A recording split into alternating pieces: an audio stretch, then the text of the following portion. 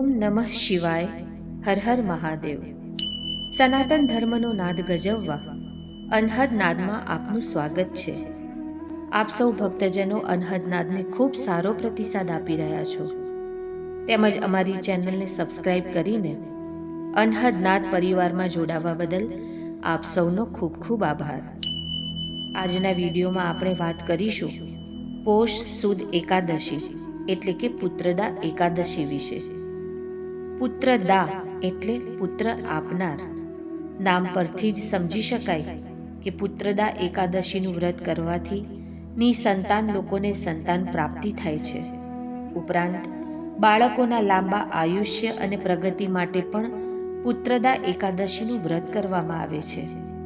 આ દિવસે ભગવાન શ્રી હરિ વિષ્ણુની સાથે સાથે દેવી લક્ષ્મીજીની પૂજા કરવાથી વિશેષ ફળની પ્રાપ્તિ થાય છે અને ઘરમાં અપાર સુખ સમૃદ્ધિની વર્ષા થાય છે. હવે આપણે પુત્રદા એકાદશીની વ્રત કથાનું શ્રવણ કરીશું. જય શ્રી કૃષ્ણ. ઓમ વિષ્ણવે નમઃ. ધર્મરાજ યુધિષ્ઠિર ભગવાન શ્રી કૃષ્ણને કહે છે, હે કૃપાનિધિ, પોષ મહિનાની શુક્લ પક્ષમાં કઈ એકાદશી આવે છે? એનું નામ શું છે? એનો મહિમા મને વિસ્તારથી કહી સંભળાવો. ભગવાન શ્રી કૃષ્ણએ કહ્યું, હે રાજન, પોષ મહિનામાં શુક્લ પક્ષમાં જે એકાદશી આવે છે એનું નામ પુત્રદા એકાદશી છે. આ દિવસે શ્રી હરિનું નામ મંત્રો દ્વારા પૂજન કરવું જોઈએ. ધૂપ દીપ કરીને ફૂલોનો હાર ચડાવવો. આ એકાદશી બધા પાપોને હરનારી ઉત્તમ એકાદશી ગણાય છે. આ દિવસે ઉપવાસ કરીને શ્રી હરિનું પૂજન કરવાથી હજારો યજ્ઞ કર્યાનું પુણ્ય મળે છે અને જાણે અજાણે કરેલા પાપો ધોવાઈ જાય છે, તેમજ ઉત્તમ સંતાનની પ્રાપ્તિ થાય છે. સચરાચર જગત સહિત સમગ્ર ત્રિલોકમાં એના કરતાં મોટી બીજી કોઈ તિથિ નથી.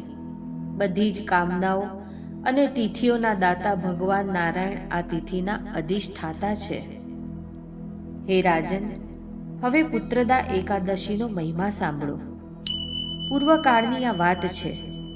ભદ્રાવતીપુરીમાં રાજા સુકેતુમાન રાજ્ય કરતા હતા.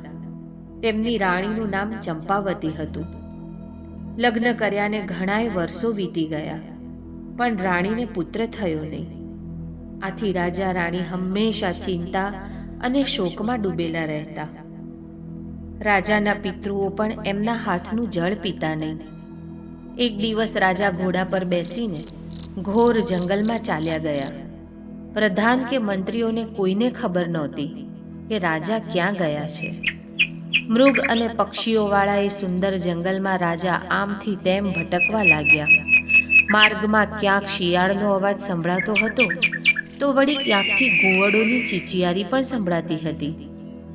આ રીતે ફરીને રાજા વનની શોભા જોઈ રહ્યા હતા. એવામાં બપોર થઈ ગઈ. હવે રાજાને ભૂખ અને તરસ સતાવવા લાગી. આથી રાજા પાણી માટે આમ તેમ રખડવા લાગ્યો. રાજાના પુણ્ય પ્રતાપે રાજાને એક સુંદર સરોવર દેખાયું.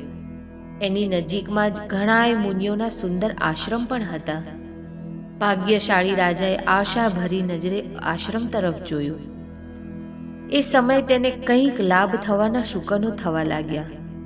રાજાનો જમણો હાથ અને જમણી આંખ ફરકવા લાગ્યા અને આ સંકેતો ઉત્તમ ફળની આગાહી કરી રહ્યા હતા. સરોવરની પાળે કેટલાક ઋષિ મુનિઓ વેદપાઠ કરી રહ્યા હતા. એમને જોઈને રાજાને ઘણો જ આનંદ થયો. રાજાએ મુનિઓ પાસે આવીને વંદન કર્યા. આ મુનિઓ ઉત્તમ વ્રતનું પાલન કરનારા હતા. મુનિઓ રાજા પર પ્રસન્ન થયા અને બોલ્યા, હે રાજન, અમે તમારા પર પ્રસન્ન થયા છીએ. ત્યારે રાજાએ પૂછ્યું, હે મુનિશ્રેષ્ઠ, આપ કોણ છો? અહીં શા માટે એકત્રિત થયા છો અને તમે શાની પૂજન વિધિ કરી રહ્યા છો? મને આ બધું જાણવાની ખૂબ જ આતુરતા છે. મુનિ બોલ્યા, હે રાજન, અમે તપસ્વીઓ છીએ. સામે અમારા આશ્રમ છે. અમે અહીં સ્નાન કરવા માટે આવ્યા છીએ. આજનો દિવસ પુત્રદા એકાદશીનો હોવાથી ખૂબ જ ઉત્તમ છે. આ દિવસે વ્રત પૂજન કરવાથી પુત્ર રત્નની પ્રાપ્તિ થાય છે. આ સાંભળીને રાજાએ ગળગળા અવાજે કહ્યું, હે મહામુનિઓ, આપ સર્વે ખરેખર મારા પર પ્રસન્ન થયા હોય તો મને મારા રાજ્યનો વારસદાર આપો.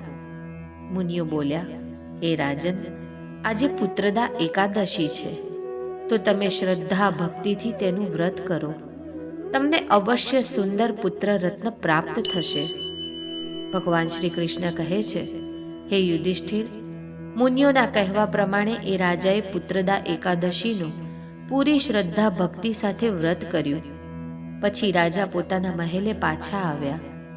ત્યારબાદ થોડા જ સમયમાં રાણીને ગર્ભ રહ્યો અને પૂરા સમયે એક સુંદર પુત્રને જન્મ આપ્યો. જે મનુષ્ય એકાગ્ર ચિત્તે પુત્રદા એકાદશીનું વ્રત કરે છે એ આ લોકમાં પુત્ર પ્રાપ્ત કરીને મૃત્યુ પછી સ્વર્ગ પ્રાપ્ત કરે છે. અને પુત્રદા એકાદશીની કથા મહાત્મયને વાંચવાથી કે સાંભળવાથી અગ્નિહોમ યજ્ઞનું ફળ મળે છે. હે પૂર્ણ પુરુષોત્તમ, લક્ષ્મીપતિ વિષ્ણુ ભગવાન, સૌની મનોકામના પૂર્ણ કરજો.